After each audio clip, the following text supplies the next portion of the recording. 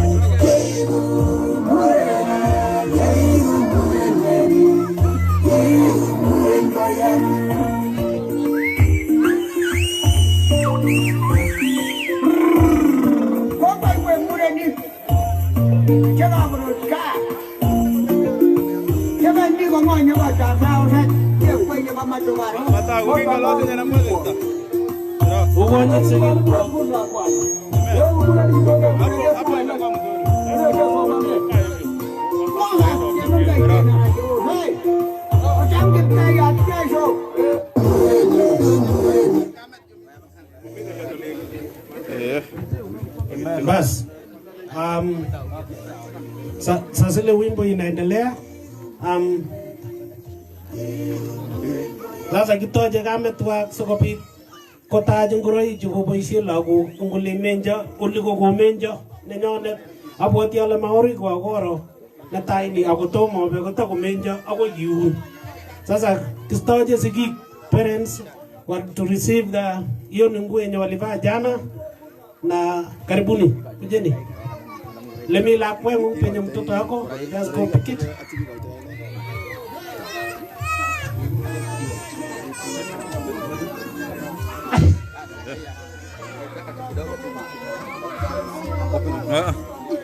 Ngaje gitu je kilok cin kamet sukon kas kun letus kon lalang ananggo kaitit. Ye ingen ile lalang seprong gitina nam tumal senji papasias temer. Nita electric mattress ananggo gelen nito. Ni bab moses kuriya nito saya bayar. That thing is very warm when you are inside there. Mike. Pas. Arana agak bara. Bandai yang gini. Lagi kau kita. Lagi ya bu. Kau kau mati ni kyo. Betul sih orang ngono.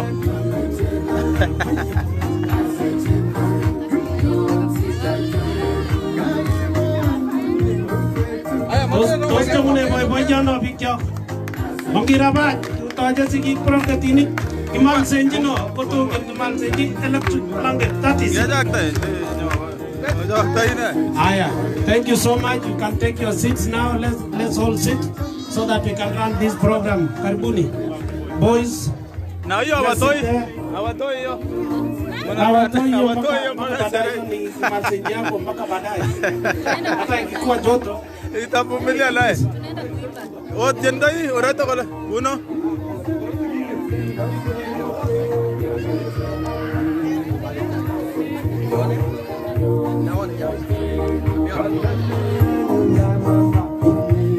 DJ pas ibaje igazi kainai lago in mureju kogoto lago timengeze nai lakini nguna baba kasartane age gure murene ongeleji umuren wa murege kurota katukol lemitiga koin meje sigi gitu nguna gogaji kainai amu agoye mureju ara kabano kwa hivyo tunapeana majina na wazazi ndio watapea majina ya ile wanaita sane ara kabano ndio wakati wa sasa. So tunaanza na mzazi wa kwanza. Ngure nawe. Away Arab Koskei. Arab Tongira Bach, Arab Koskei. Tagaina.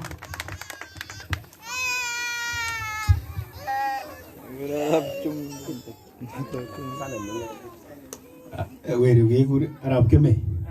Arab Keme it is, or a bad. Where you go, Arab Chirchir. How no, we don't Arab Chirchir, Arab Koskei. Where you go, Arab Limo. Arab Limo, Gesi. Where you go, Arab Lagat. Arab Lagat, Aya. Ito ko isa pa Mike. Ndio tumefika mwisho kwa pande yetu. Kimeweza kutegea mwage ile ina kikia mtumda na tala. It has been a very long process, but it has been too short. We did what we did. Kikia mtumda na tala. Agemeze ke mwage ile gongwe. Ngakwe tokol jaga oba. Tiktukul tikitele lagi na mureju. Konguna agemeze ke na ya mwage ile na kimeze kiabjab kidogo ya mwa akobai na tumdanege talait nege kiamamu kigisam muro kele ye kitinye panda nalo agi kubwa agi turani konguna kimeze kitoi kiabjab tumda kidogo as nap kuboroge kiatazin kokunja na ba kitu ladies asina wanya kata lawozu nguna go abwatela kitaw nyata kigazi patriot ngi demening Lawrence Iglesia ya biaptu. Agoyan. Tumdanya bye bye ole bye bye. Halo yan. Tumdanya bye bye ole bye bye. Bye bye. Sere ole sere. Sere. Libwa ole libwa. Libwa. Kijin ole kijin. Kijin. Tumdanya nebaka lenjin. Kongete ano olimpo kepsegisa ko lintukul olimpo merkweta. Bye bye ole bye bye. Bye bye. Sere ole sere. Libwa ole libwa. Kijin ole kijin. King ole king. King. Bas, tumeweka hivi. Kumije bioso, kumi boishek. Kemeje kemwaji tumeweka lenjin gelo oye kwa kiam tumda nani. Ogero amangeti ju. Awe muranik ra, mago ngeti, awe muranik. Kogi boy boy, matre ni gele oge ate tangeti ju. Awe muranik ra, amang muranik. Una meje kemwaji ke tumam nani gele ayo lanyin. Komi boisha mialami. Mi jaga mialami. Aku tiap lagu aku je komite. Oh ya, mi alami. Sara. Kiola king.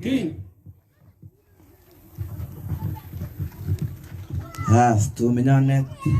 Kung kay mising, tuota ni katapungwan. Tuota ni katununsa. Orang ni tagami itaran ni kaskalungun ni. Kau gone jasis, kau goluje. Kau golup golungku nagelung golipaka. Kemi tabai ba yet kun ni. Kesame gele. Tumdanya kengolim baga kolap ke. Urni taga kolap ke ngoli. Koge bu Australia. Urni tabai ba ye. Kemi tumdan de lubua bak kwanyen annolanin. To tumdanya negim. Di ko sirai net. Negi tau ne olin gepka. Urni ta iwanap kolang Australia. Kesame gele tumi. Kwa wegen wendi ole wendi muranju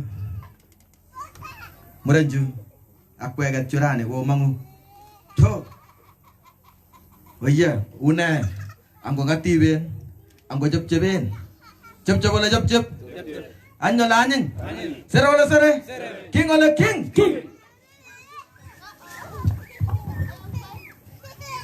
Bas tumeweka lenjin Ningete ulimba tuluap kon. Mi gonya kyak mi ole mi. Mi tei kibugonya kyak mi ole mi. Mi merwete kyak mi ole mi. Mi geye kyak mi ole mi. Mi tuganye kyak mi ole mi. Mi nandye kyak mi ole mi. Mi gipsiki kyak mi ole mi. Sere ole sere. King ole king. King. Kangaren. Kangororen. Aya. let's sit down. Dito po nyo.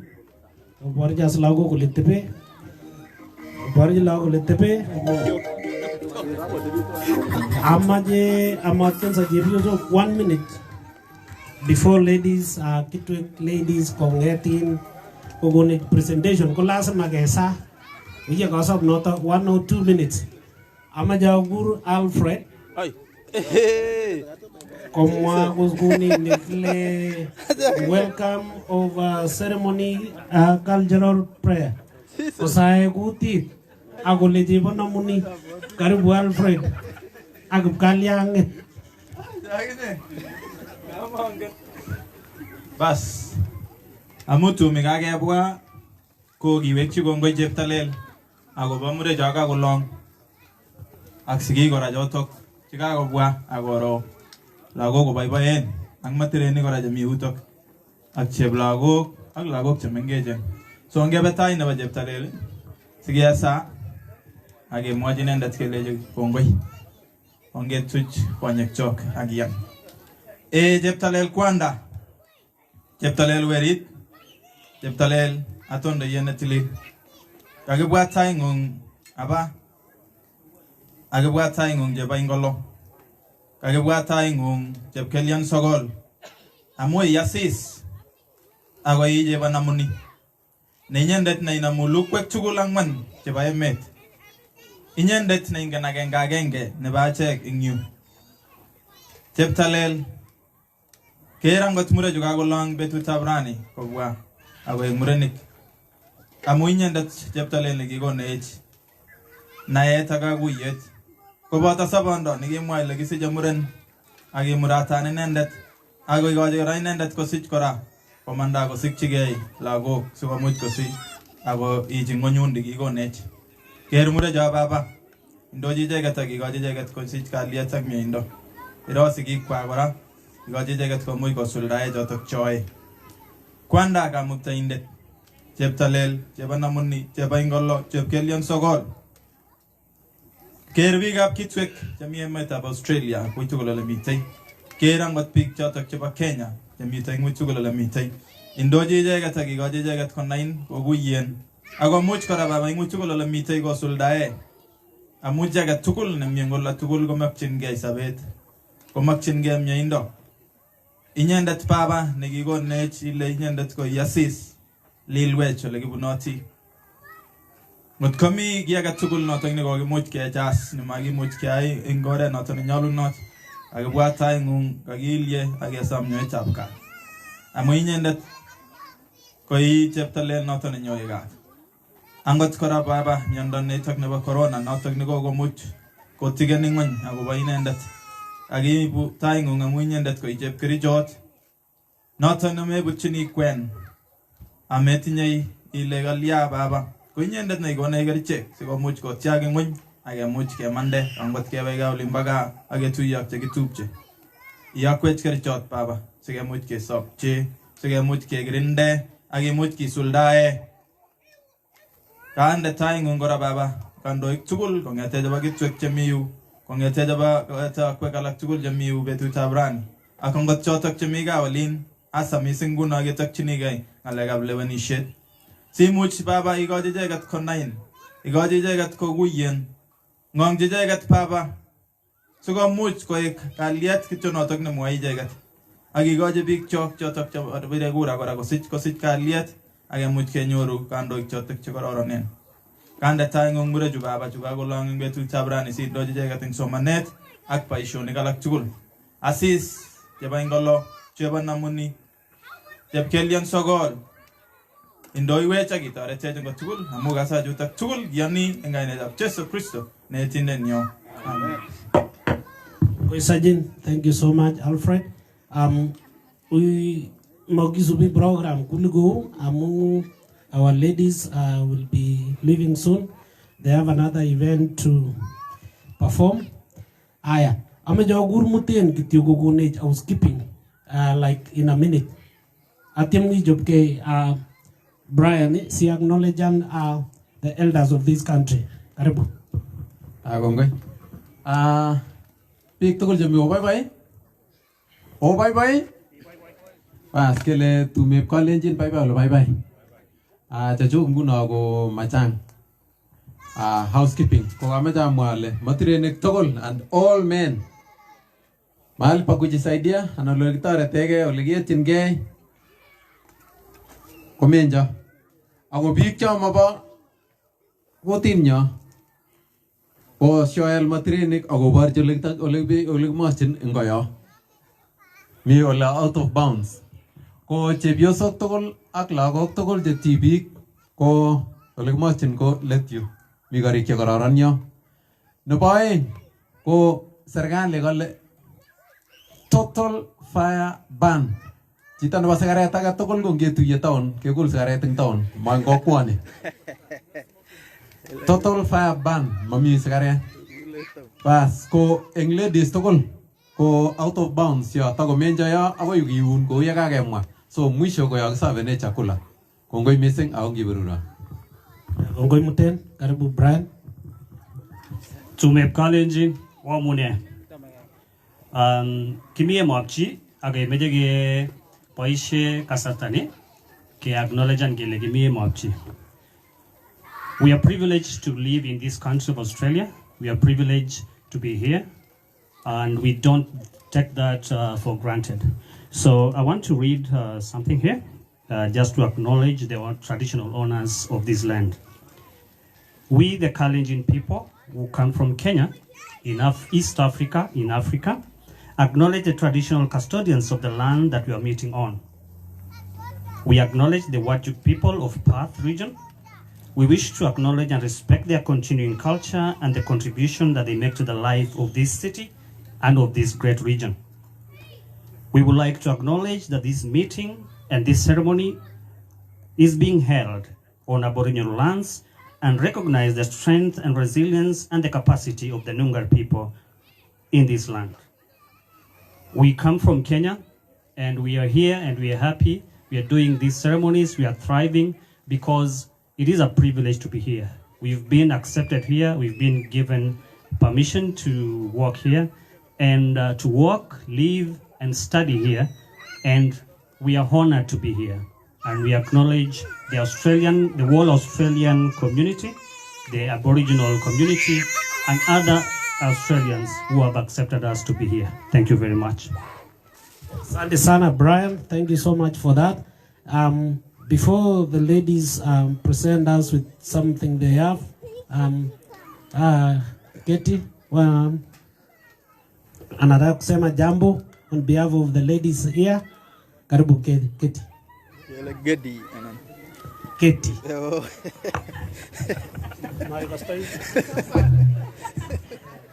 Good evening, everyone. God is great, and all the time, thank you.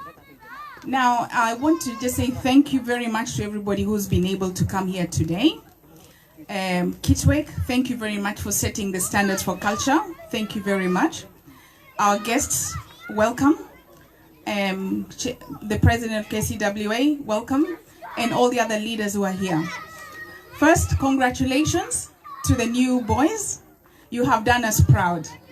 You guys have made history. I don't know whether you know it or not. This has never happened anywhere in Australia. You brought a culture from Kenya, and I want you guys to live proud and know you've done something so special. When you guys grow up, don't forget this day. Continue this with your children. Parents, thank you so much for making this happen. We really appreciate that. Just on behalf of the women, we just want to say we are very proud of what you've done. You guys look healthy, you've been looked after. We saw the blankets kept you really warm and nice. And the place you've chosen, this place just felt, who felt like they're going to Eldoret somewhere?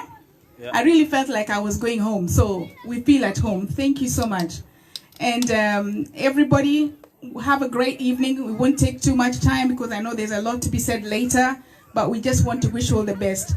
Guys, for today, just a piece of advice. You're going to be you're the ambassadors of your family from here. Work hard. Now that you're men, still forget you're still growing. Take opportunity of everything that comes your way in terms of progressing to be better people. There's a lot of temptations out there at your age. There's drugs, there's alcohol. Please leave those aside. Make yourself special. You've had a special occasion. Not many people get to get culture and people advising them. So you guys, you've had a fantastic opportunity. Don't take it for granted. Wish you all the best, and we'll pray for you to keep strong and wish you all the very best. Thank you, everybody. Kongoi. Gongoi. Orabaja tu. Ndia ngawa miji ngamit kachang jagulo. Kuna simu imepatikana hapa. This is mine. Sorry. Where is it? This one. Kuna simu imepatikana. Nafikiria ni ya Mrs. Sang. Ama ni ya nani? Kuna wifi already. Kuna mbaga wifi. Welcome ladies. DJ.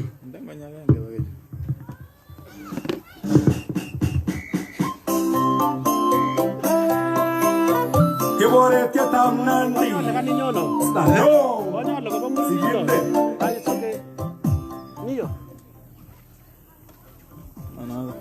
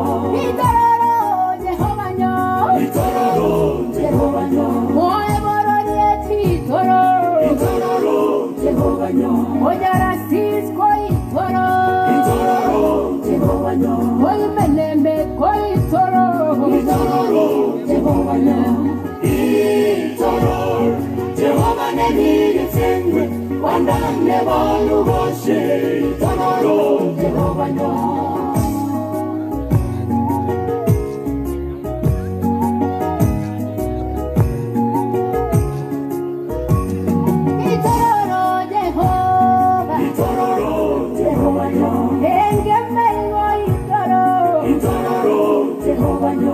Omirota, oi toro. Itororo, Jehovah nyo. Kila sunde, tuguk tugul. Itororo, Jehovah nyo. Itoro, Jehovah neni gitsengwe.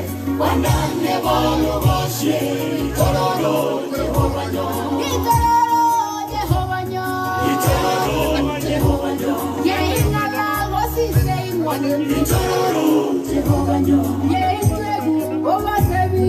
Itororo, Jehovah nyo. Yangenele mogonyichi. Itororo, Jehovah nyo. Itoro, Jehovah neni gitsengwe. Itororo, Jehovah nyo.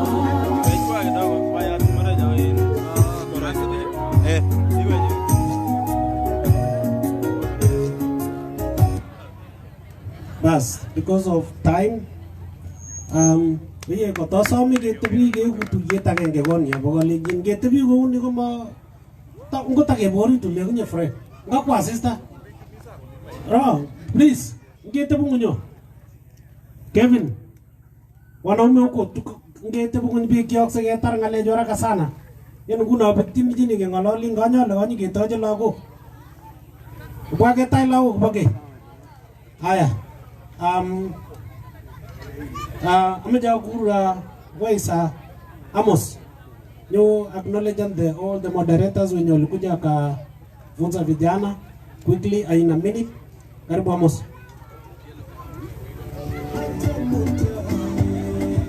Thank you. Good evening, everyone. First, I will not take time, but I just want to congratulate our men now from boys to men. Congratulations. Secondly, I'll just take 30 seconds to introduce our moderators who took their time to have lessons with our graduates today. And our first is Steve sitting here, our president, Kitwek. Pigia Makofi, Steve. Second, I get our finance officer, Ken Kurgat. I saw him somewhere. Oh, Ken Kurgat, Pigia Makofi. I got Dennis Langat, Limona Malia. Oh, he left.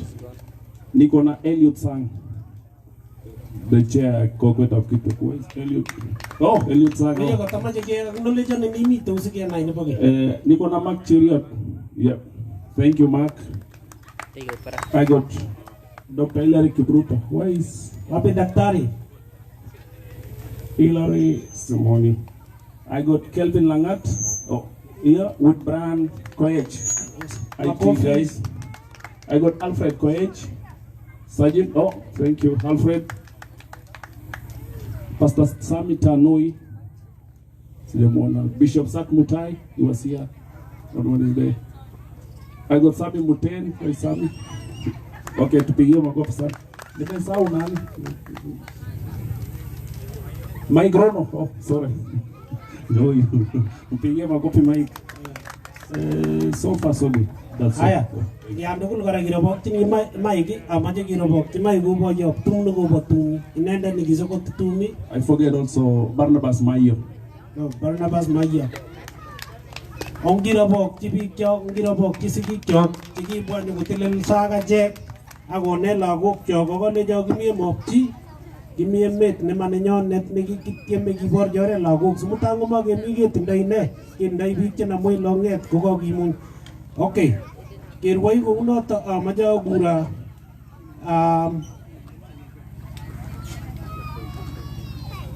okay, ngalal sange nano gogo no bo kelelde karibu.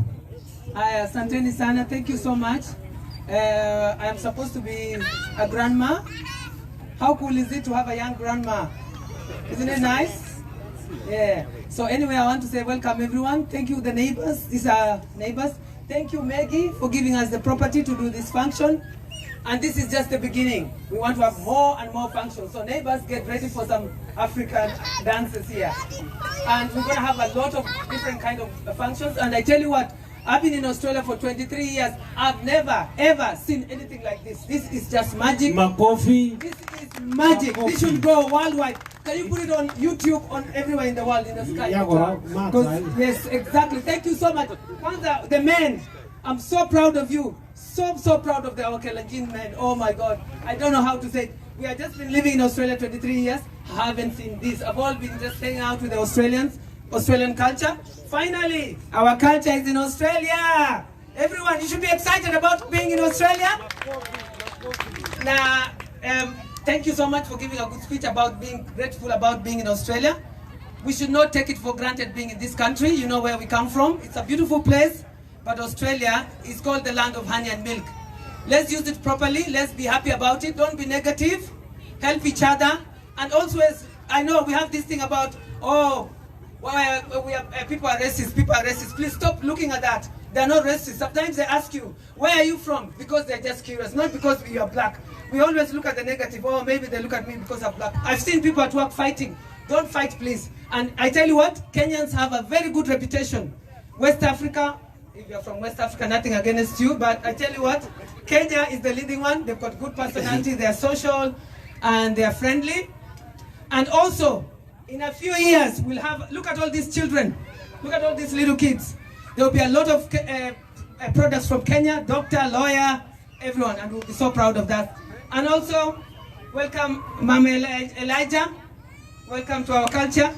Thank you so much for being supportive. I know it's not easy coming from a different culture to this, but I can see you've been supportive with us. And what about the boys? You must be so proud of yourself, isn't it? You've made history, and record this in your diary for the rest of your life. This is something so big. Elijah, when I saw you last, you're a very small boy. In our culture, when we go to this ceremony, you come out, you're big. I can see it worked. All right, thank you, everyone. And you, thank you. Go. Small grandma, and I'm going to go small. Go small. Yummy grandma. Yummy, very yummy. It's very yummy. But karibu tumto. Nataka amajata Lawrence sogopi kutoka kuisigigi kwa mwari Max chejoaget eng nuagindo. Karibu mkubwa. Lala. Okay, Mike. I go by the name Lawrence Kipruto.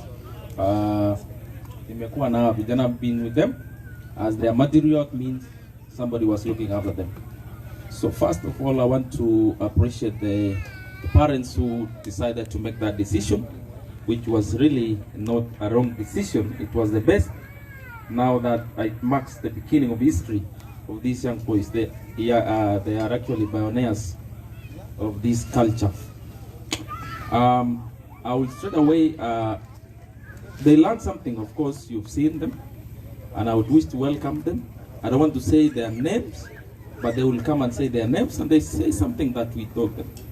I will start with the first one. Oh, yeah, the last one. Sorry.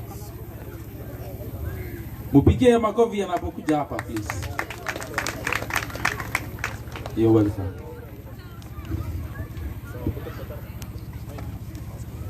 Jongyo tugu. Ora baada tu ni ngazi ni kumigura. Elijah. My name is Elijah Kimatai Lagat. I grew up Lagat.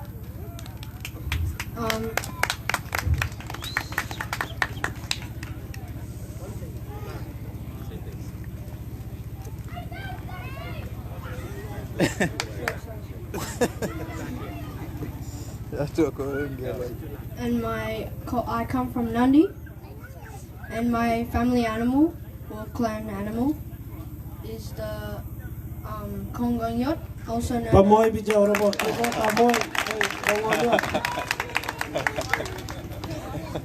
known as the crowned crane, if you didn't know. And throughout this initiation, I learned that respect should be my top priority, because respecting God has been a thing I've done quite often and throughout my whole life. And respecting your family and your parents especially is also as important, because if you didn't, they probably would. If I didn't respect my parents, they probably wouldn't be there to respect me and be here at this graduation with me. Also, they've guided me from this childhood to manhood right now, and also respecting my friends and their aunties and uncles and grandmas and grandpas. Respecting them is also a thing that I've been doing because my aunties and uncles for looking after me when my parents can't, and same with my grandmas and grandpas, and for giving me the things to live, and also guiding me from childhood to manhood. Congo missing. What about Joshi? Are you a Joshi, please? I would like to introduce Paul. Thanks. As Paul comes, please. Fanya hivi namna moja, namna hii. Like this. Aya, moja, mbili, tatu, nne. Welcome, Paul. Chamge. My name is Paul, if you don't know me, and during this initiation, I've learnt a lot of things. One of the things is about my culture, Kalenjin. Kalenjin is a tribe from East Africa, and East Africa, and it was first named in 1940 based on a man who kept on saying Kalenjin before he said something. Kalenjin has 11 sub-tribes, and each sub-tribe has its own county in Kenya. And each clan has its own animal. My animal is a tumdo, which is a lion. There's a tribe in Kenya which moved to Uganda, which is called CIRCUMCISION, and that's what I've learned during my initiation. Congo missing. Moja, mbili, tatu, nne. Did you forget something? I'd like to introduce my Pagole Abel.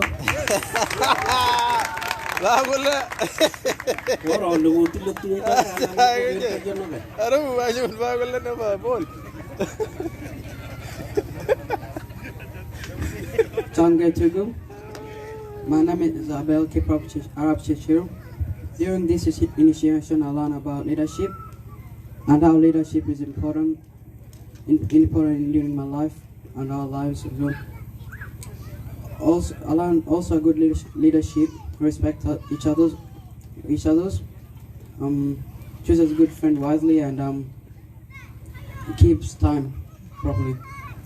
During the past few days, I learned about talent and how talent is important. Also, talent is known as skill or gift that you're given when you're born. I learned about how to use talent properly, and what will happen if you misuse talent. Congo missing. God bless you. I'd like to introduce Jamal. Miss Babule. Namna hii. Mbili, tatu, nne.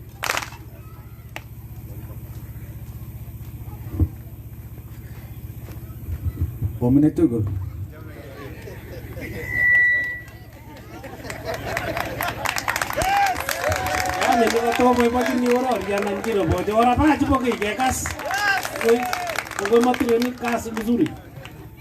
My name is Jamal Hassan, and now nearly Arab Kinmay. And throughout this initiation, I come from the Nandi sub-tribe, and my family or clan animal is a Kongonyot, also known as a crown crane. And throughout this initiation, I learned about managing money or finance. Money is one of the most important things in the world right now, and managing it is just as important. I learned that if ever given money, I should always try to make profit out of it, because if not, it's just useless. Another thing I learned was the difference between keeping and investing. While keeping is just putting it in one spot for later use, while investing is putting it in one spot with an idea or goal to make more money. And another thing I learned was balancing between spending, keeping, and investing money, and none should be more than the other. I also learned about honesty and integrity, and that you should always be honest throughout your life, because if you're not, you won't get very far. I also learned safety, in the internet, because I learned that I should not just trust anyone and anything, because not everything is safe. And I learned think before you think, which is the same. And thank you for listening. Congo missing. Alright, kaso nguru matiri nguru lejepo nyin lagu. I'd like to introduce my fellow Pagole ambassador, our leader.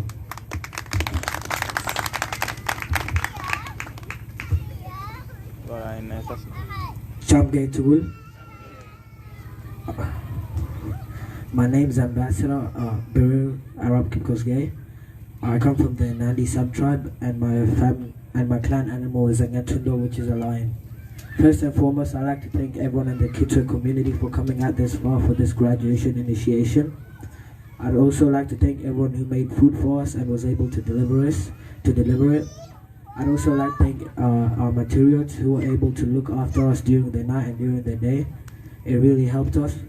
I'd also like to thank everyone who was able to come and teach us. It really helped us from childhood to manhood.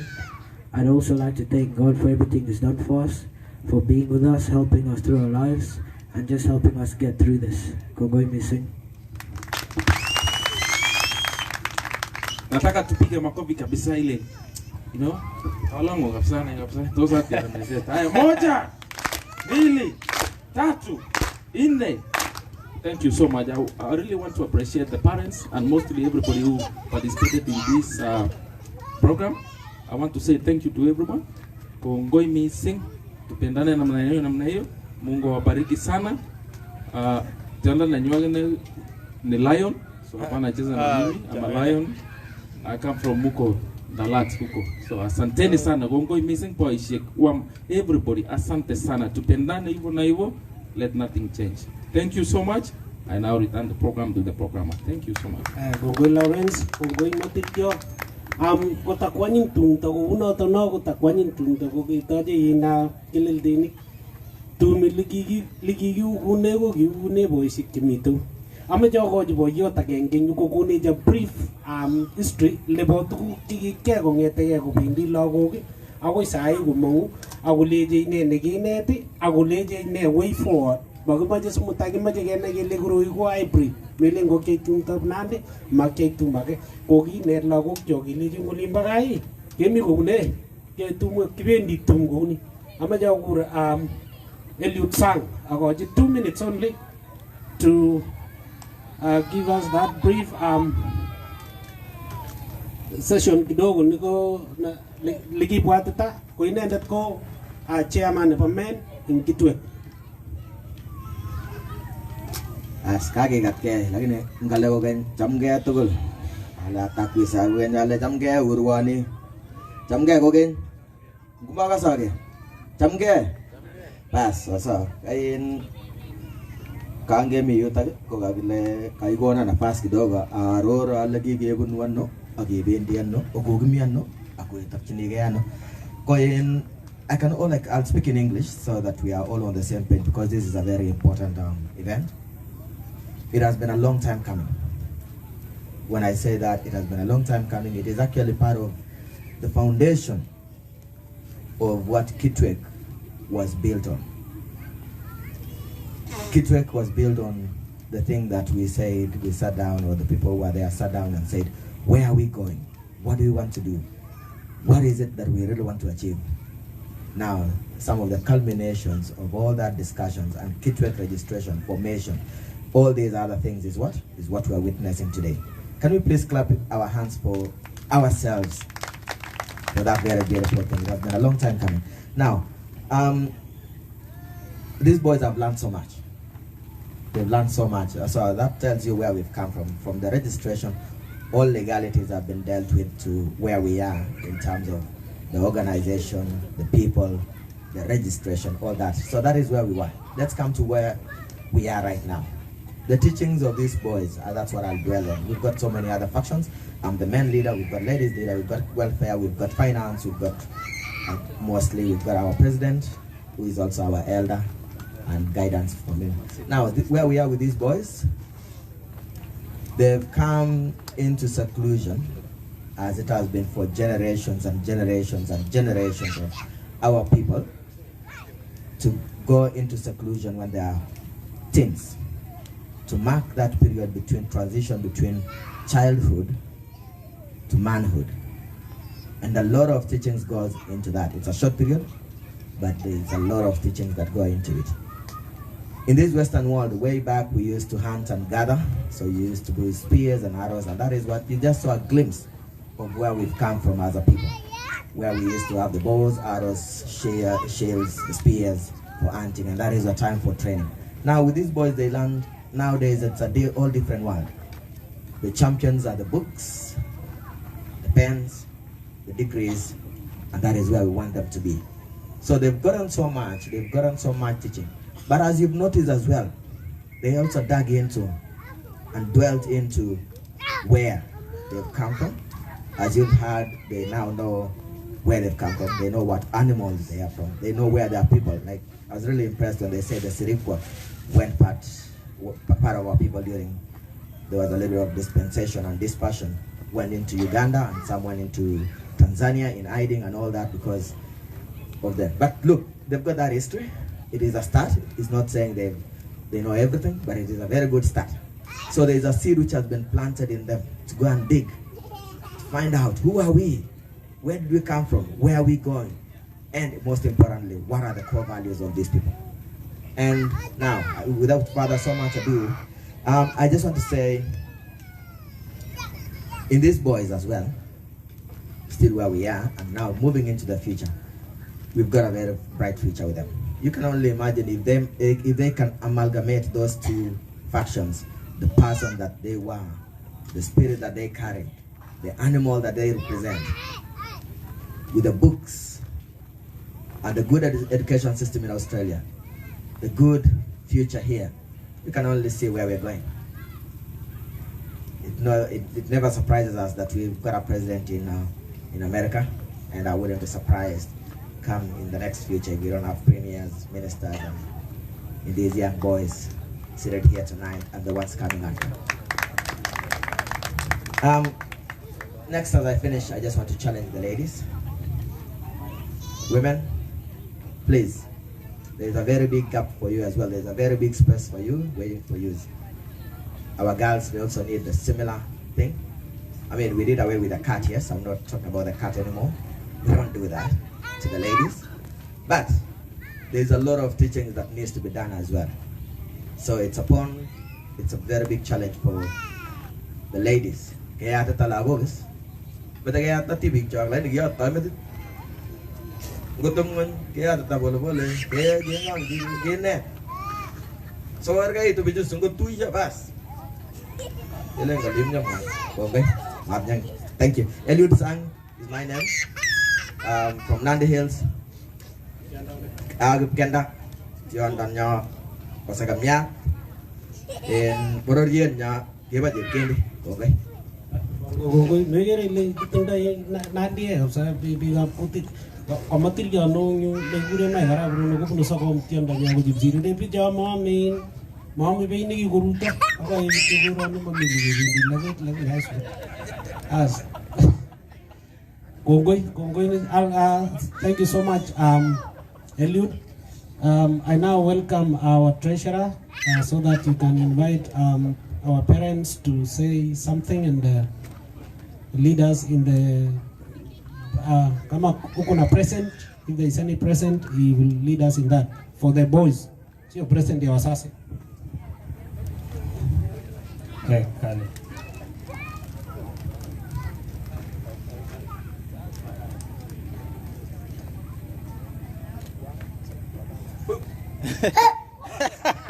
Hi. So ane ke gurana Ken Kurgat apa tunggu ya kan kemagetiat aja ko magi suta so oi aja ke suta kawa oi aja ke suta kawa aja sote itele itepjengnya ita ben tabu inyoru sosial aja ke pasang oli nip ke ametaban. That's why I'm in Australia. So I'll use English because it's appropriate for us to do this here. So my names are Ken Kurgat. I'm here to invite the parents. One thing I want to say is I was one of the teachers for the boys. I taught them about finance. I'm very happy to hear Jamal talking about spending money, saving money. The whole idea of being self-sufficient is really important for the boys. So what I'll do is I'll just invite the parents one at a time, just for them to come and talk to us and express their gratitude. For me personally, I'm very grateful to the parents who gave the opportunity to present their children to us. I'm grateful to Caleb's family, to Edwin's family, to Isaac's family, to Linus's family, all the families, their wives, their aunties, uncles, everybody who was involved to be able to give their kids to go through this process. It's very important for us. In Kiswahili we say mwacha mila ni mtumwa. If you desert your culture, you become more of an imposter in another culture. You become more of an imitator of another culture. So we are very proud to identify ourselves with our culture. There's a reason why everyone has their culture. That's why we recognize the Aboriginal culture here, and we recognize the Western culture of all the people who migrated to Australia from various parts of Europe to create what we call Australia. And it's an amalgamation of different cultures, and we are just saying that we are part of that fabric now, that we've found a little slot and we'll just slot into this little corner and we will be part of the whole Australian fabric. So first I'd like to invite Isaac. Is Isaac Berir here? Isaac? To give his remarks. Thank you. Good evening all. Anenge gurana Isaac Arabere. Abeja taune ukwe tap kipto kale kongwe kapsa amu paisene ko ai okay to take me. King Gage bin alejum kongete tai ubima gon kinekte na jai gimi olimba down. Komu na coba ko lagi tadi chapta in tai kileng konga aja kamu na terne gitar tes kabit kai tu tunya ke ongana kot kai mu jam ke ku coba tadi mau la op tu ne brand ke me se ke le kongo yamu sigi chiko tare te kongo ngi jeng chiko komiu ang jebi so chiko igil ke olimba ka always Jocelyn my wife. Oh, okay. So she's there, and we are very grateful for the community, for the help you have given us, and what can we say? You know, all this has been made possible because of Kitwick, because of Steve and the rest of us. As parents, we are going to appreciate a few of the key personalities who helped us through this, and it's just on behalf of the many of you who are here for us. Thank you very much, and I invite Caleb, who is going to take care of that. Thank you. Good evening. Good evening. Can you guys hear me? Yeah? My name is Caleb. I'm a Bori, for those on social media. Those who know me from back home, you know where Bori came from. I just want to say a big thank you, a really big thank you to the Kitwick and the whole community that you've supported us. As you can see, these boys, some of them, they know how to speak Kalenjin right now, and yet they didn't know, which is really good. But they've learned a lot, and when you meet them out there as men, you will see there's a big difference in these boys right now. So I just say thank you so much. Asanteni sana na Mungu awabariki. So just to say, let me just introduce my wife. She's somewhere. Susan. No? Okay. Anyway, we have a small token just to appreciate the community. We didn't buy a gift for everyone, but as from parents, we've got a gift just to represent the whole community. So on behalf of Kitwick, we invite Steve akuja mbele tafadhali.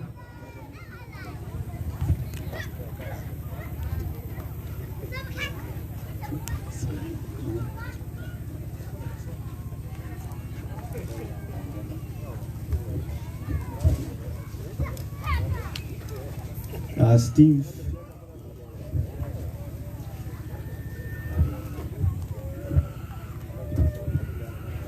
Steve is our elder. He's our president for Kitwek Association. Ametusaidia sana. He's helped us a lot. He's always driving 1 hour to come and make sure these boys are okay. Again, Kitwek Association, as you can see, this farm, it's not a small place that anyone can afford to come and live here for 2 weeks, but because of Kitwek Association that they helped us with the accommodation of this site. So we just want to say thank you, and for that we have a small thing for please our wives, if you can join us so we can all say thank you together.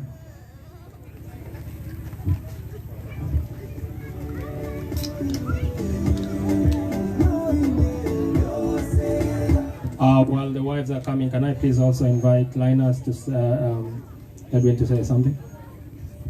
Please, the wives, please come over. Amune togon. Kwani mongei ba? Amune. So gongwe. Nilione angala markwetaran. Angala nande zaidi. Machale anegi bude no Edwin abno markweta. Agamacham nga gongwe kabisa. Maybe got to go to Victoria to check magazine. Me upon the measure, thank you. I'd like to thank everyone for taking us through. It's been a challenging 2 weeks, and without the efforts of the community, they did really a good job. I should applaud the efforts of those who gave us a hand in cooking and delivering the meals, and the moderators who came to teach the lessons. And as you can see, the results from the boys, what they have told you, yeah, they've learned something, and throughout this process and throughout their growth, they're gonna use it. Thank you very much. And overall, I'll say thank you to Kitwek for giving us this opportunity and giving us getting us this facility. Thank you very much. I'll give it to Linus. Jamge tugul kaine kyugi urena Linus kiplimo jamda nyago belia ngetunda ngiasa amuroni kabisa. Wei amma jamwa gongoi ang bi tugul ko kwet at materinik tugul chegi telel agobate siwamot kosulda tumda lagoja. Nashukuru sana community wametusaidia sana. Elder ambaye hajakuwa kilala, saa zingine anakuja all the way kutoka 50 kilometers away na amefanya jambo la muhimu. Wazazi wetu pia wamekuwa so supportive, na akina mama wazazi wa watoto wao wamepika, wamefanya all this mpaka tukafika hapa. So we really thank you all for all the effort that you've put. I only have just one request. Grandfather wa Paul amekuwa akihakikisha kwamba Paul amekuwa sawa, and he would like to say something all the way from Kenya. Could you please give me just 1 minute? Nimwambie over the phone, and that will be awesome. Yeah. Straight away kitageta. Anango amunga moja. Ada ngemi apsa ago demo.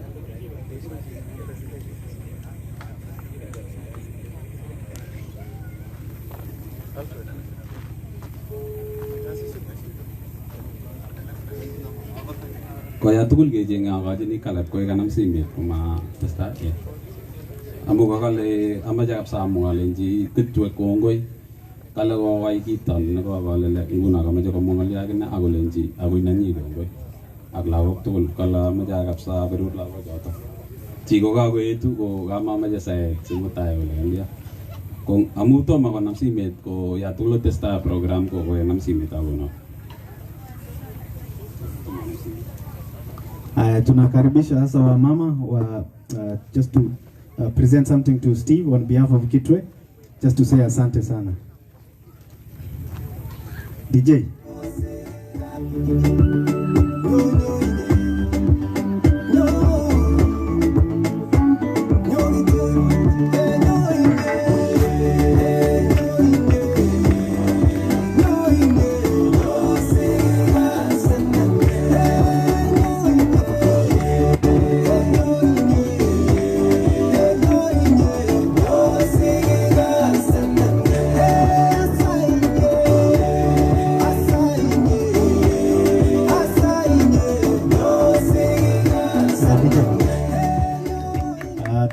We have another present to say thank you to the person who was in charge of all these things since September.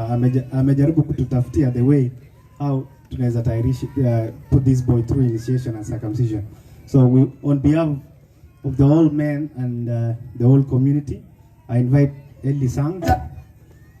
Eli Sang.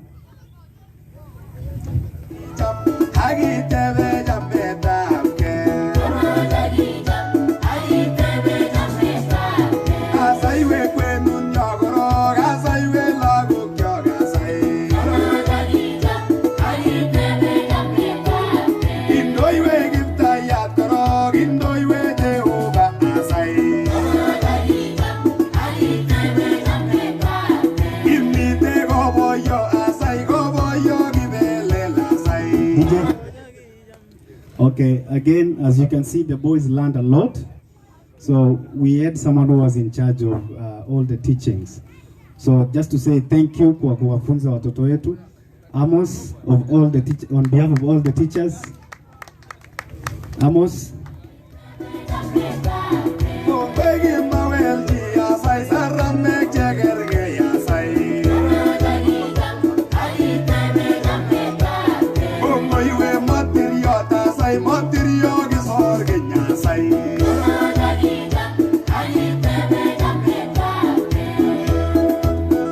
DJ.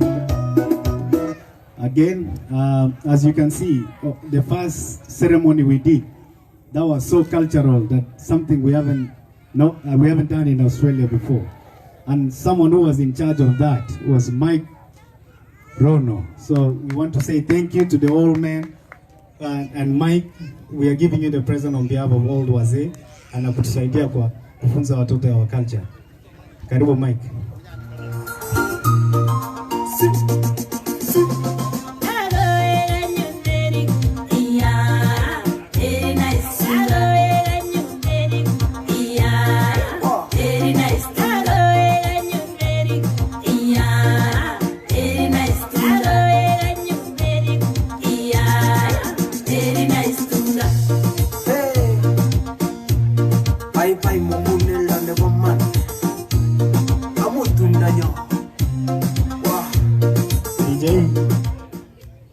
So we had someone, as you can see, the boys were walikula vizuri.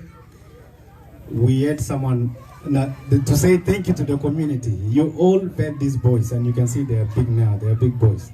So to say thank you to the person who was running the food that these boys was eating, and to say thank you to the whole community.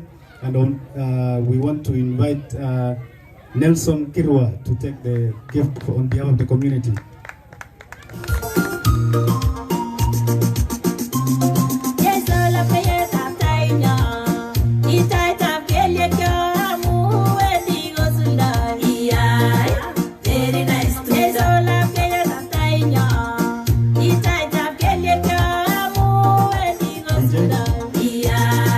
Yes, and again, there was someone.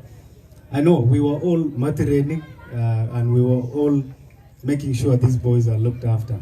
But there was someone who made sure the housekeeping was running well, all the air conditioning and all that was working well. And on behalf of all the men that did that, we're going to invite Alfred Koech to get a present for housekeeping. Serious?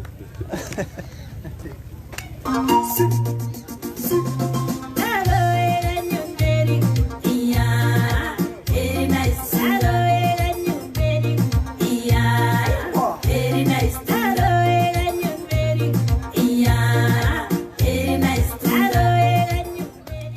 So kama tulikusahau, tafadhali, like we didn't forget you or anything. We just want to say thank you.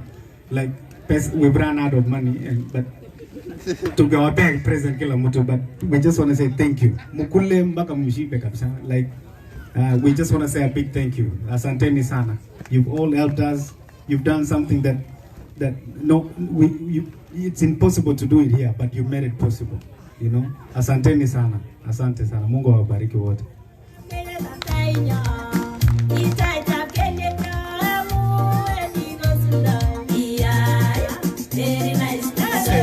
DJ. Now, mama ya watoto hapa wanaleta vita. They want to say something ati mbona tunasauliwa, and I want to give them like a minute each to say thank you to all of us who are here today. Mama Linus ana represent wa mama wote. Karibu.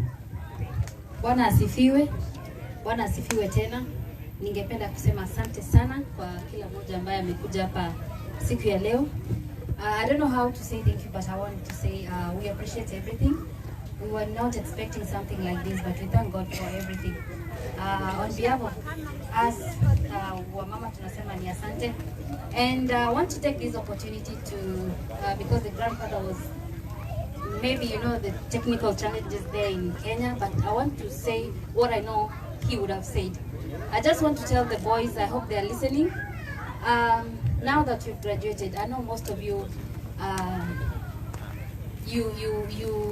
you've been raised in a way that you know more about Jesus Christ.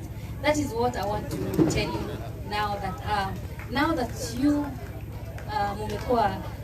you've been a man. You know, actually, let me say before I say that, even me, I've learned a lot. I think I've been lagging behind in terms of my culture, and this was like my first cultural that I participated here, not even in Kenya. I've never seen anything like this in Kenya, but I want to say thank you. Even I had my son talking about what I've never sijawahi sikia, but I want to tell you that when you go out there, just remember God in everything that you do. That is the most important thing that I will advise you. Don't forget about God. Yes, culture is good. I know some people might say that, oh, you know, these people, they did a very bad culture, it's not right. Actually, what I can say, culture is very much important, because we come from Kenya, we come here. We get a culture here that, ukifika hapa utasema, people do this, and you start doing this. People dress like this, and you start dressing like that. That is part of culture. And you might not see that one as a culture because you liked it. So let us embrace culture. Let's, as long as it's a right culture and it makes you do what is right, let us not forget about our culture. At first I was like, oh, I'm not sure what is happening, but I want to say today, let's not forget our culture. As long as it's the right thing, it's not telling you to do bad things or what people might be thinking, but I want to tell the boys, trust in God, never leave God in anything you do. Whatever you do, put God first. Always pray. Pray in the morning, pray every time, and God will see you through. That is my word that I can tell you. Love God with all your heart and always remember Him. Thank you. Asante sana. Sorry, I meant to say Mrs. Linus, lakini kasema Mama Linus. Nimekuja kurealize.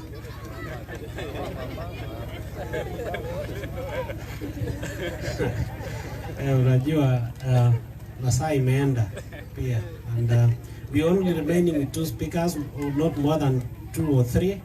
I now you know, before Mrs. Linus spoke, it was a present session, but I don't know, President, give us like 1 minute, because we've got men, a group called KENYAN and Jeep KENYAN. They are present.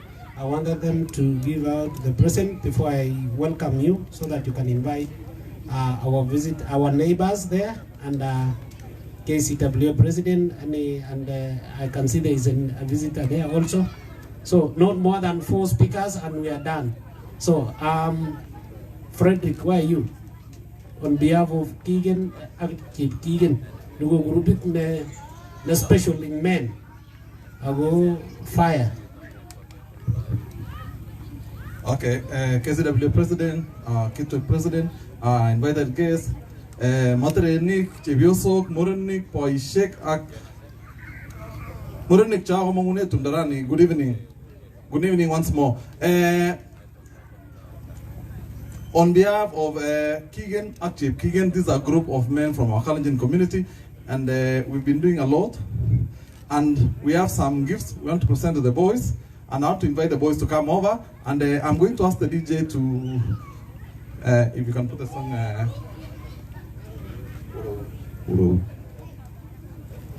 Wazee wako wapi? Wazee harakisha, time is not with us. Wazee wote. Umira boishe, uja boishe kwa ene. Obir goyen bumbi tini sai uja ku. DJ. Allora spagnolo tanambo sai straight. Aya uporti kuno.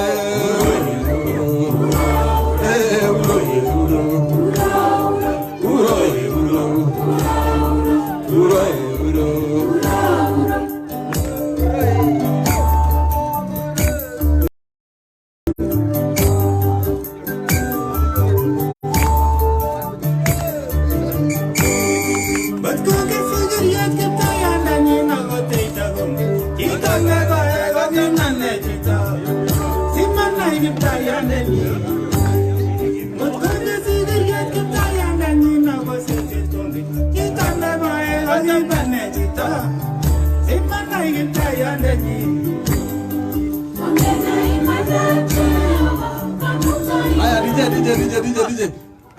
Tukisimama tu hivyo. I'm going to call Wazee. So each one of us, when I call you just present the gift. Okay, I'm going to start with Mark. And Mark, you're going to give the present to Habel.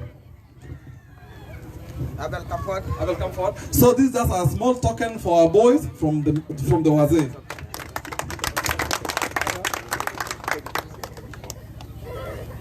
Aya, mejiki gaji kitu 1 minute kama kitu ngalia.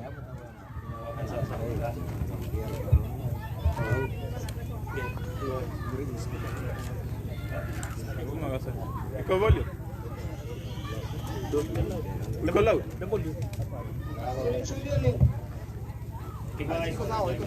Weka tu volume. Iko sawa. Ngalale. Lenye ngalale. Leo ngalale. Aya ngalala ba? Hello. Hello. Why? Good evening. How are you? Hello. How are you, Jamal Lagat? How are you, Abel Kibro? How are you, Paul Kibrono? How are you, Anita Lagat? And the last thing, Ambassador, you. Ambassador. I want to take this opportunity to thank you for the opportunity you had to you are in undergoing the ceremony. We will pray for you and not today that you are now made. I want to just say when I was I thought like a child. I read like a man. I set up this. So we are praying for you so that men and all that you know.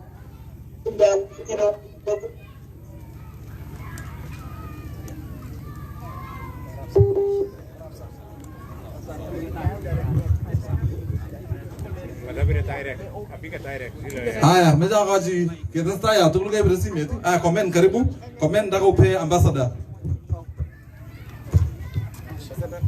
Steve Keme utapea Jamal. Chairman koti moja. Wacha hiyo rongo hiyo. Aya, Alan utapea Paul. Watu hawana chairman ya koti moja. No, Gaji Elijah. Chagus? Elijah, come forward. So, boys, those are token from our Wazee. And now, you guys, we are going to join Wazee soon. So, we want you to work hard. And as you can see, the Wazee are really proud of you guys. And soon, we want you to join this place, okay? Otherwise, thank you so much. And Kongo Ibaishe, Kongo ne tetanyang muren, na moina andigel. Oye, Kongo ne tetanyang muren. Aya moja, mbili, tatu. Kongo imisa. Mike. Bas, ungete pungunya nyon segetar kimi kipindi jalala salama. Gitu jitum sege amutai. Oh, ungete pungunyo sege gip citam. Ya, untuk kita tosi pun bas.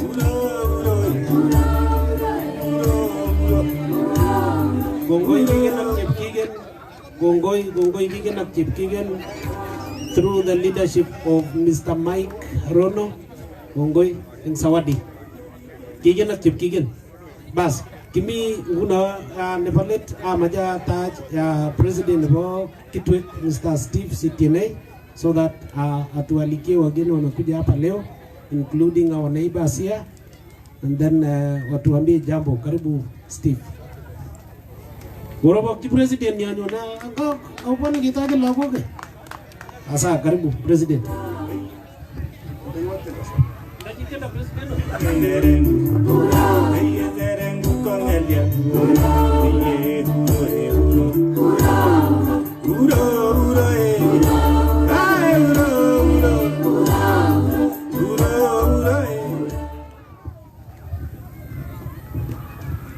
Our president, Kenyan community, Vincent Lusita, the chairman of Pamoja Association, Mr. Evans Mageto, all the parents of our graduates, Caleb family,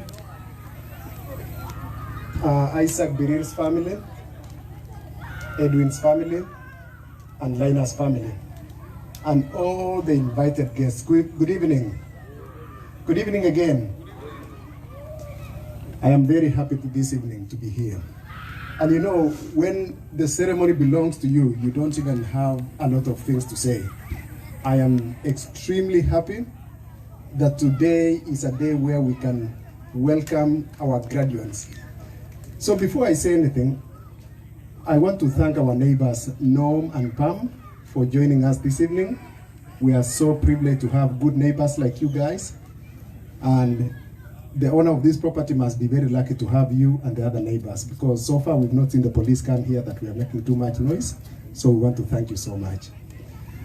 I want to welcome these young men to stand up for 1 minute, including Lawrence, and if Amos was there, I was going to ask him to stand as well. Guys, we are here today because of these guys here. Can we give them a very strong round of applause? Okay, you can sit down. I had an opportunity to spend time with them one of the days when I was moderating, and I was really encouraged with the way they were engaging me, the way they were talking to me, the way they were answering, and I had a topic of leadership to teach them. And it was so good to see how curious they were. They really wanted to learn a lot of things about leadership. And above all those things, they really wanted to be men. You know, where we come from, we go through this process where you get to a point in life where you graduate from being a young boy to be a man. So these guys, they were very ready. And I was very happy to know that these are our firstborns in Australia, in the sense that they are the first ones to go through this process openly and do this kind of a ceremony. So where I'm sitting, I'm very excited, and I'm very grateful to the parents for gifting us their children for us to do this, because without them we could not have done this. So we want to thank the parents, we want to thank you guys for making this possible. I want to thank, you know, my speech is going to be very short, and it's going to be mostly about appreciating the people who've done a lot of work. First and foremost, I want to thank Maggie and Ben for allowing us to come here. You know, I know there's a session for vote of thanks, but that one is important.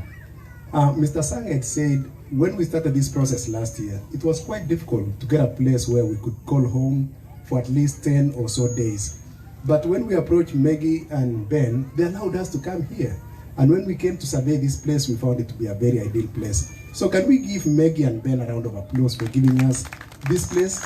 It's a beautiful place. We can stay here. Most of us are coming from the metro, and we know having this kind of, you know, a venue is nearly impossible. So we are so grateful that we have this place. I also want to thank the moderators, my fellow moderators who created time to come here, took time to come and be with the children, these young men, and taught them. That's why you can see that whatever they told us here is a product of people who've been really refined well. So thank you, moderators. I don't want to delve too much into the vote of thanks, because that one is coming later on with our good friend Mark. But today is a very important day, as I said. And today is not my day. I usually talk and I give advice to people, and it's normally my day, but today is not. It is their day. But on top of that, we have visitors in our midst. We have our president who is here. We have our chairman who is here. And it's only respectful and prudent for me to give them a chance so they can tell us something. So I want to invite our chairman for Pamoja Association. And if there's any community leader that is here tonight and I have not seen you, I want you to let me know so that I don't miss you. Also, I want to encourage you, if you've not eaten, we still have some food there. I'm very sure they are warm. So don't go without eating. Make sure that you eat before you go home. We are so grateful because you joined us, and we don't want you to go back hungry. So without any much ado, I want to welcome our chairman, Evans Mageto, who's going to give us a word or two. Then Evans will welcome our our president, Kenyan community in Western Australia, Mr. Vincent Luchite. Thank you so much, guys, and God bless you.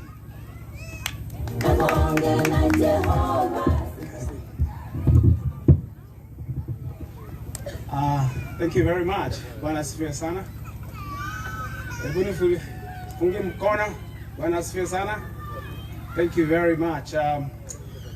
My name is Evans Mageto. I'm the chairman of an organization called Pamoja Organization Group, Pamoja Community Group. Let me just say I'm so proud. I can't be any proud of this community, Kitwek, for showing us how to practice the culture. I was invited, it was very hot today, 4 o'clock, but I had to actually come over. I came about 30-40 minutes ago, and I'm so proud that our culture continues to persist, which is good. Let me just thank the parents who have given these boys to be educated and to be involved in this kind of practice. This is good because I read somewhere that teach a child in the way that is right. In other places it says in the way of righteousness. And when they have grown up, they will not depart from it. What that means is you're teaching these kids the culture and how to love themselves and how to enjoy and celebrate their identity. And when they're grown up, they will propagate this same culture to the others. So let me just talk to the boys. If I can go by the African culture, circumcision or this process is a transition process whereby you grow from a child to a man, or from a boy to a man. What that means is it comes with responsibilities. It means you can protect the family. It means you can start to do chores that a man can do. So you're growing up now and you're ready to learn and get new knowledge. But let me say something also, boys, that I've got men now. Culture is very important. You need to continue to value these teachings that you've got over the last 1 or so weeks. You need to be proud of yourself and your identity and your culture. You can only be best in your culture. Somebody mentioned here that we live in other cultures here. You can only be second best in somebody else's culture. But in your culture, you can be the best. And you know the best you can be? You can be a Kenyan citizen, a proud Kalenjin, a proud child of the Kalenjin nation. That is who you are, and that's the best you can be. Don't forget that you come from a culture. Culture defines you, and you don't have to live that. Somebody said, "Mwacha mila ni mtumwa." It means if you live your culture, you're a slave. You don't want to be a slave. You want to be proud of who you are. A proud Kalenjin warrior. A man who is proud of himself and his people. And that's who you are. And that's your culture. And that's what defines you. Don't leave that behind. Hang on to it. We live in a foreign environment where there's lots of cultures, and all these cultures are beautiful. We celebrate them as well. But don't forget that you have a culture, that you have a way of life that defines who you are. Thank you very much, Steve, for your leadership in Kitwek community.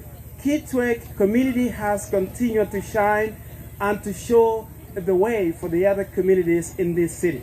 And we're so proud of you for the many things you continue to do and for the many things you continue to show the way and to lead the way. I don't want to say so much because I know you guys have been here most of this afternoon and it has been so hot. It is my honor and my privilege to welcome the President of Kenya Community of Western Australia. Please join me in putting your hands together for Mr. Lusite.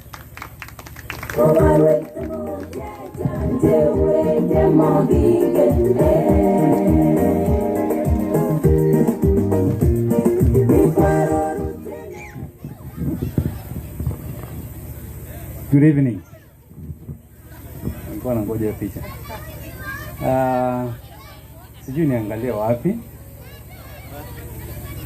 Huko. Wale mwangalie inanisumbua. Elijah. Paul. Jamaa. No. Abba. Jamaa. Ambassador. Thank you for going through this so that we can come here and celebrate. President Kitwek, Chairman Pamoja, and the guests. I just want to take this opportunity to first to thank God because of these young men. And I don't want to take 5 minutes here. I just want to say that where I come from, when you go through this, they tell you are ready to marry. You go through this and come back, tafuta bibi sasa. So these guys are ready to marry. Having said that, I'm not saying you go get a wife and marry. And that implied that it was not, it was figurative. It implied that you are ready to be a responsible person. Boys, young men, you are responsible in that. And I want to say what Paul's grandfather was trying to say, but I think network was problem.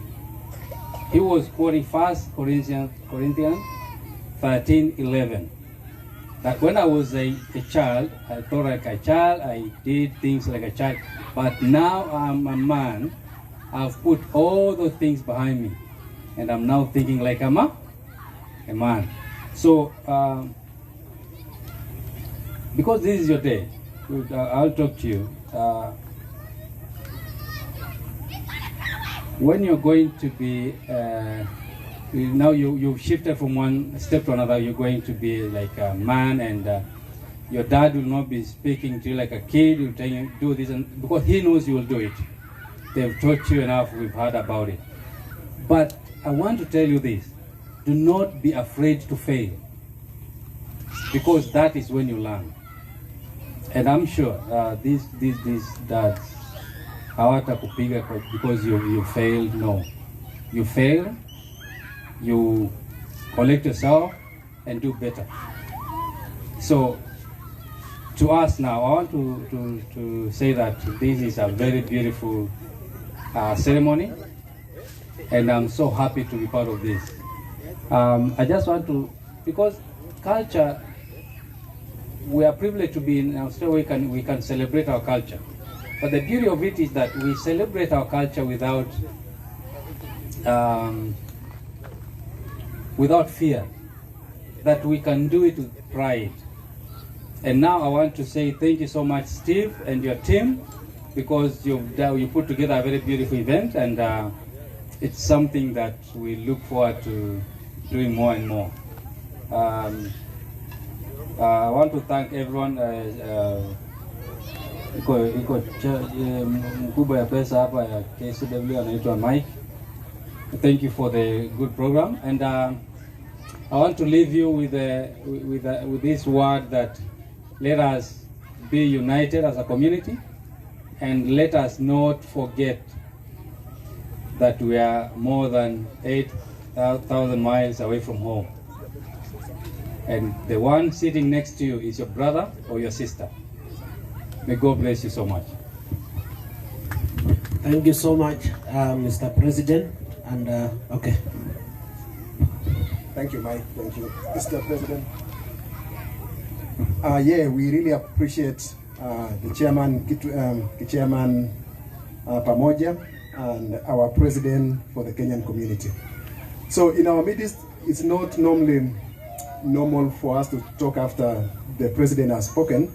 But today, Mr. President, you will allow me to break protocol and invite one community leader who was running a bit late, and he really wanted to be in our midst. So I want to thank Steve Kavoy. He is popularly known as Babu, who is in our midst today. He really wanted to be here early, but he had some other commitments, but he's seen it fit to be here as well and celebrate with us. So without any much ado, I want to invite Steve to come and say a word or two. Then he can return it back to the programmer to finish. Thank you so much, Steve.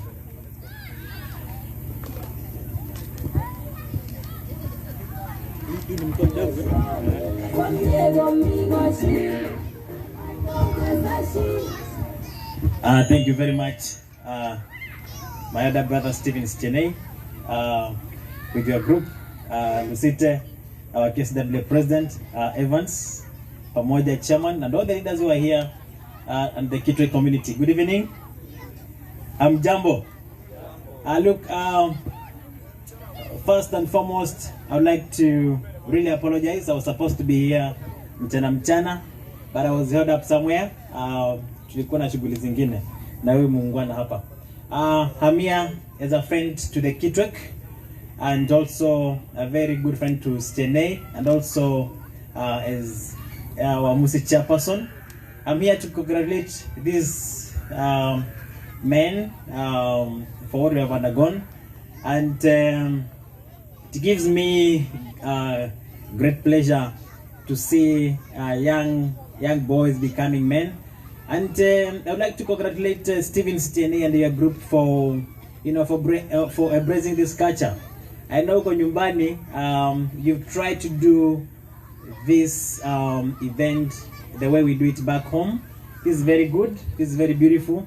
And maybe in the near future, when this little boy hits that age, I will commit him to you. So thank you so much, Stephen, for organizing this. This is very good. And to Lucite, our leader, I think this is what we need. We need to embrace our culture. We need to practice and promote our culture as long as it fits within the laws of this land. Kwa hivyo asanteni sana, and I love you guys. Once again, the Kitwe community and the people, members who are here, please allow me to also really thank you for the support that you gave me for the last 2 weeks during that difficult time. Asanteni sana, and may the good Lord bless you. Asanteni sana. Thank you very much. Asante. Thanks. This is the day that the Lord has made. Let us rejoice. Bas, tumefika mwisho na sasa ni kujaza vote of thanks from daktari, and then tutamaliziwa na maombi na Mrs. Linus, please utatuombea, utatufungia na maombi. Good evening, everyone. My name is Mark Chiriot, one of the elders. I'll speak in 2 or 3 languages for the boys. I want to say thank you so much, especially the boys first, for accepting that they can be men and they can transform from boys to men. That's one step. Secondly, because I'm not talking too much because I'm supposed to give a vote of thanks.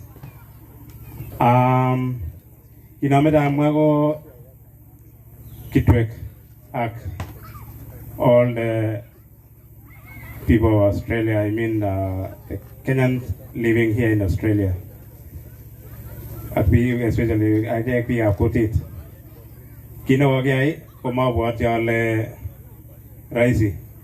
We started this thing long ago, and then 1 or 2 people, it was just an idea, and then it came now.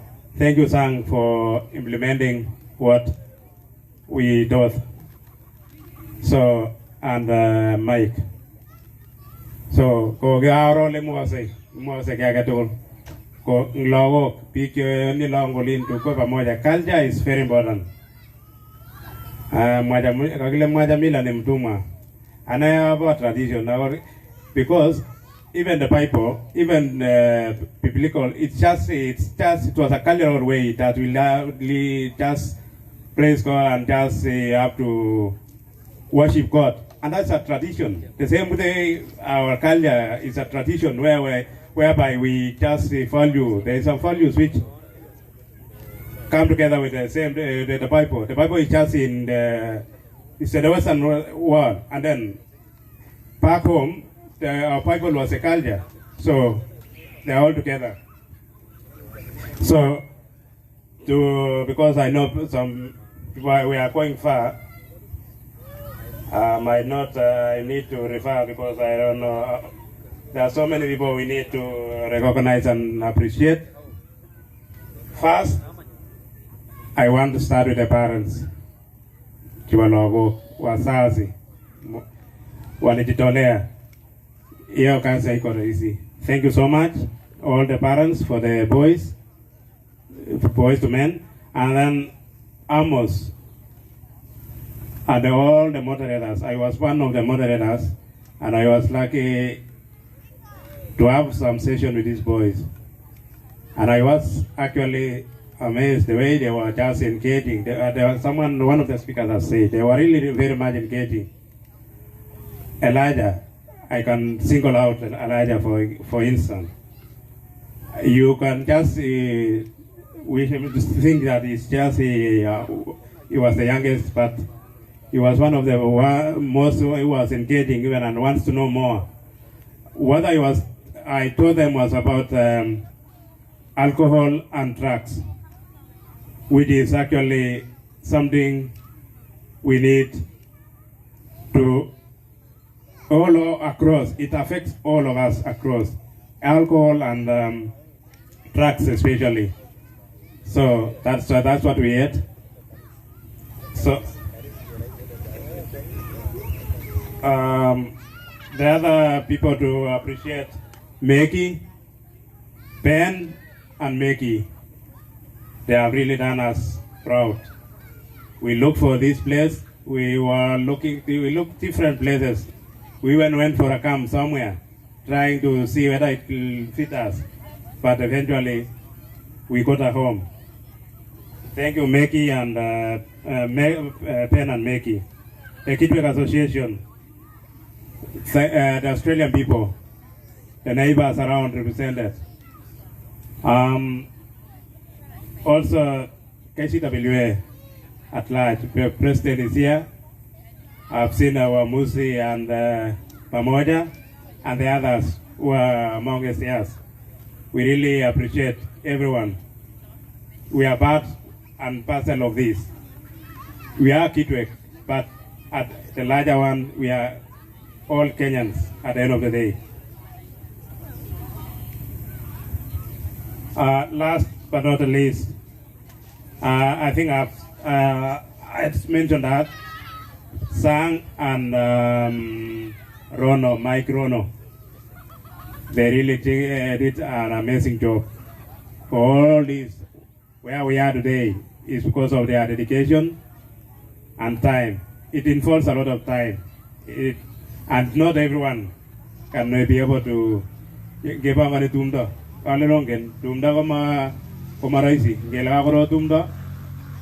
Kwa de safari ino bashamba ke boss pon koro si tatumdo. So we sienda safari hiyo sherehe yote nini itabidi ufunge mpaka watoto wamalize sherehe. Wale nongen kwa koro tumdo kola magbendi me wakotin ngalyo kele ngwen kola mami. Ongen bi cheba kodit komi ngalera ta moy. So thank you very much everyone and everyone who has been who had time to visit them. Those who gave the community, actually the boys munaona sahi wameenda around Mulmulwas. So wamekula, walilishwa. So we are proud of everyone who touched them in one way or the other. I know it's everyone who actually fed these boys. So thank you very much, and thank you all the men. Kitweka, the Kigen and Kigen, led by Mike. You are doing an amazing job. So thank you so much. Thanks everyone. Go in peace, and let's prepare for more of this in the near future. Thank you so much. Bas, gongoi Elda, Daktari. Bas, I think you like 2 announcements to make before we pray. Number 1, balenga gili tagumenjo. Bas, ago tagumiga sin ni miuritio mi tesani shekiko kio mi she mi digai cleaning guriting ni legi kimandai mutai.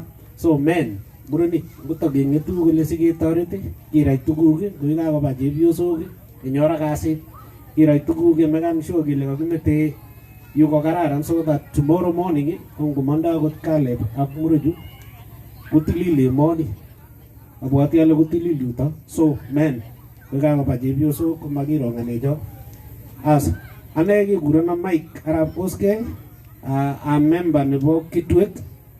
Ago, I'm proud of it. Majawit Gongoi as Steve Akitwek, Agobatumi, the Andanya Gypsy rate, Aboga Gube, so go mean that Nabunu Jesu May, Nandi. Go key boy, Agi celebrate to me, Magigera, Amagtina, Gutitina, or Lioge, but what you need to me, tume ko tumtanyo uligemi mopchi mawokimete lagok unoto bogiritisaisan chito nemi ole mi kona kole kimi mopchi mokitinye ki age netos kiite lagok chok ipkong'et koek nitoni iborchi lagok oret mutai ka makemi konamwech long'et kokakimuny kongoi kitwek akobo noto. Autie boyondoni ngakakele mwa oret en ne mitai ko oret nenyunet ko adege bok basiso ko abas asista nerube ko ane ko kiba kapchepkendi kimamenyanye so ngale no ngale ko kapchepkendi ko bije kitakuren abadema tekitakurio I think mai agaro kapchepkendi kimio 102 kongoi kimi bororietab ab kalenjin tugul ongete kapchepkendi ako olin kemi biikab kalenjin kongete tulwetab kony akoi kipsigis netebes ningobulul ketit kolyone kobutyin sikarmamik kongoi neo konyo kongoi biikyo kongoi kutitab kitwek in Australia. Thank you so much Mr. Lusite for representing us here. Kongoi president nebo KCW, asante sana. Kongoi wa mushie Steve, tuko pamoja kila siku. Netaira agira nyun kwanza Kenya hii kile Kenya kwanza na kile ne. Unasema nini? Kenya pamoja. Nje ni kama kuiza siasa kwenye lakini kaka nilifikiria ni Kenya kwanza lakini kumbe ni Kenya moja. Asante sana. Kenya pamoja. Ama umesemaje? Pamoja. Inaitwa pamoja. Kanya lokale Kenya kwanza lakini haina shida, Kenya kwanza si mbaya. Haya, nampea Mrs. Linus atufungie na maombi. Wacha niombe. I'll request for the neighbors just to say hi. Okay. Okay, yeah. Okay, yeah. Karibu. Welcome. We say karibu in Swahili when we say karibu. And thank you for staying with us since then up to now. And we don't sleep. We will be until morning, and I hope you will be there. Welcome. Thank you very much, and welcome to you here. It's a good experience for Penny and myself to experience your culture. Last night we were in the city for some British music. Today we are here with the Kenyan Society, and tomorrow I'm down in the city with the Chinese New Year. So it is all the different cultures that makes this country a great country. Thank you. Lovely to meet you. Thank you so much. And as I said, we know we don't sleep today, no sleep, so we'll stay until morning. Bas, na Tasha anasanyanga machupa, you know, inaitwanga aje? Nature the nature. Ama? Nature, something whatever, like that, vice versa. Bas, kama uko na any ile recycle ile chupa yenye inaweza uzwa, weka kwa ile the yellow one please. Tusaidiana hapa sasa, tutaambia mtu ati if you see it just pick it and put it inside there. If there is water just pour it out and put it there. Uyo rute na talabitya wangana lelo banda nigebendi ngobiru gitaya kongosoiwe Mrs. Linas agoso jirwando ak sabari tugul agi testasaeta tugul. Before we sing, let us stand up and sing. Tumezoea DJ. If you know Mwamba Wenye Imara in Swahili, in English is Rock of Ages, but I would suggest we sing in Swahili. So if you have Google on your phone, let's put Mwamba Wenye Imara and then we'll pray. Not unless play piano. But otherwise, good to hear our voice. Mwamba Wenye Imara. Rock of Ages. Bado mnakumbuka hiyo? Mwamba wenye imara, kwako nitajificha, maji haya na damu yaliyotoka umo, unisafi na dhambi, unifanya mshindi